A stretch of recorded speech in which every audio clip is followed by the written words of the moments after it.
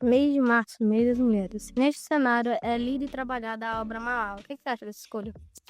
Então, Rafa, é, a obra Malala foi escolhida para trabalhar com vocês porque no cenário mundial nós temos uma estudante em idade escolar de aproximadamente 15 anos, uma menina que é proibida de frequentar a escola. E o que significa frequentar a escola para você?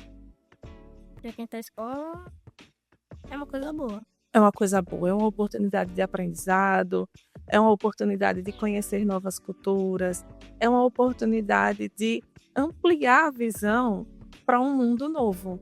Concorda comigo? E essa garotinha, simplesmente pelo fato de ser menina, de ser uma moça, ela não pode mais participar dessa atividade cultural, dessa atividade educativa, né?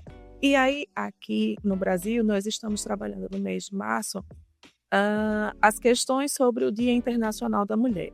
E então nós temos Malala, uma garota que é impedida do seu direito básico. Então, é uma voz que ecoa muito forte. É uma voz que fala para a sociedade. Nós precisamos ser ouvidas, nós precisamos ser entendidas de uma forma diferente. Nós sabemos que mudar leva tempo, né?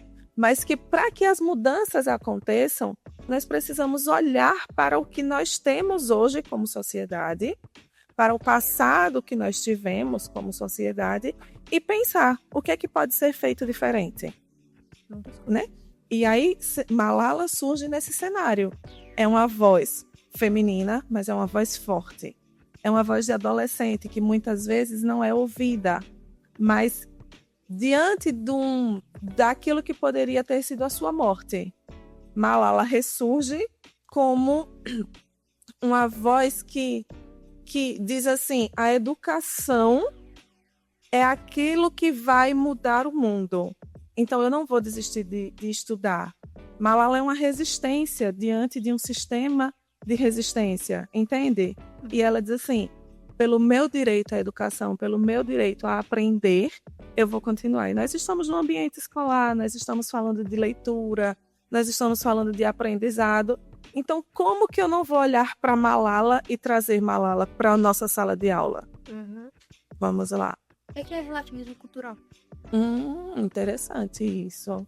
O relativismo cultural é a condição de que todas as culturas são interessantes, são válidas e merecem respeito, tá? Independente se a cultura do Sudeste, se a cultura do Ocidente, se a cultura do Oriente são distintas, são diferentes, todas elas têm valor, todas elas merecem ser respeitadas, né?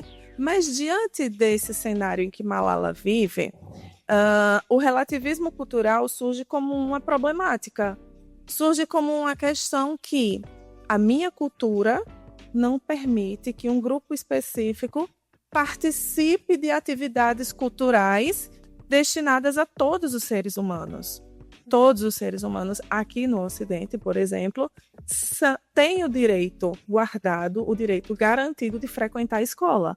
Inclusive, se nós não frequentarmos a escola, se nós não estudarmos, nós precisamos justificar por que isso está acontecendo, entende? E quando no Ocidente, no Oriente, perdão, onde Malala vive, surge o Talibã, né?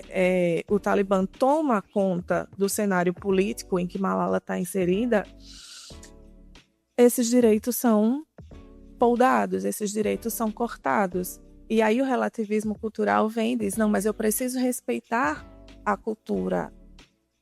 E aí então surge o questionamento: e os direitos? E a vontade que essa jovem tem de crescer, de conhecer, de expandir, de ampliar as oportunidades dela e de outras jovens, também da sua idade, e jovens que ainda virão após ela.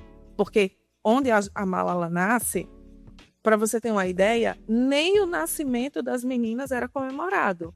Ela nasce e absolutamente ninguém vai visitar a sua família para dar os parabéns pelo nascimento dela, porque só os rapazes, quando nasciam, eram festejados. As meninas com 14 anos casavam, tinham filhos. E Malala era proibida de ir à escola, mas ela vai à escola. E onde ficam os direitos humanos? O que eles são? Os direitos humanos, Rafa, são direitos, são normas, leis que garantem os direitos às pessoas do mundo, de modo geral. O direito à dignidade da pessoa humana.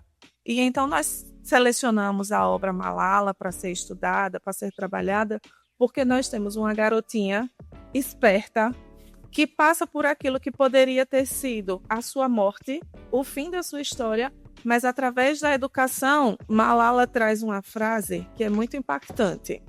Uma criança, um professor, um livro e uma caneta podem mudar o mundo. E ela se coloca nesse cenário. Malala simplesmente chega e diz assim: eu entendo o regime político ao qual eu estou submetida, mas eu tenho o direito de querer continuar sonhando, eu tenho o direito de continuar lendo, eu tenho o direito de continuar mudando a minha história e a história daqueles que virão depois de mim, né? E aí os direitos humanos figuram nesse cenário, garantindo a Malala o suporte que ela precisa para, a partir de então, continuar desenvolvendo. E aos 16 anos, ela ganha o Prêmio Nobel da Paz. Por quê? Porque mesmo no cenário de resistência política, ela se coloca como resistência em defesa da educação e da leitura.